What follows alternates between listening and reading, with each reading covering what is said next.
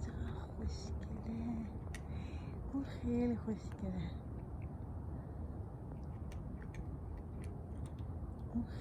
این خیلی خوشگله. اونم خوشگله، دمش بلنده با نمک توپلیه، ولی اون خیلی کیزه.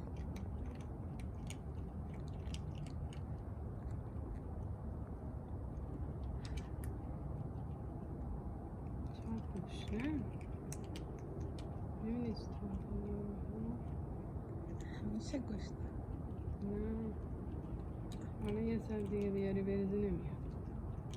صبح دی صبحونه بخور. مادر امان نمیده. آره چه دم درازی داره اون زرده.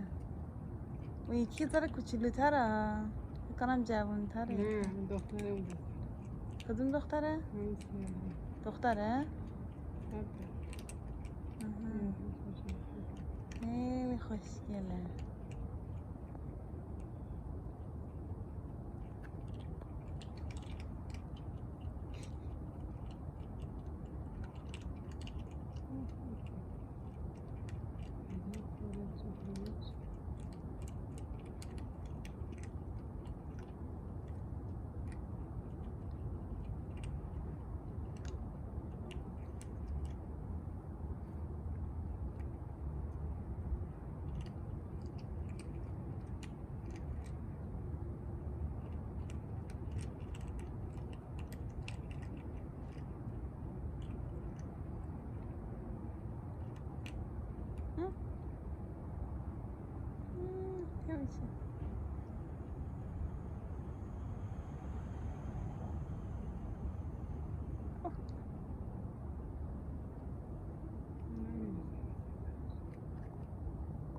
چه خوشگلی.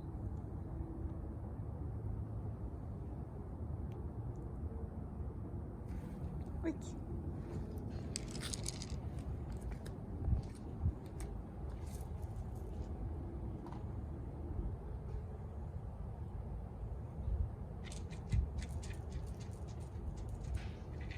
یه ذره پخشش کن، بچه هاش میان بخورن راحت. اوی سفیده.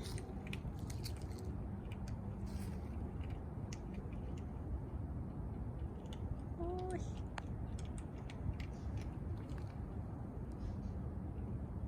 زرده چی شد؟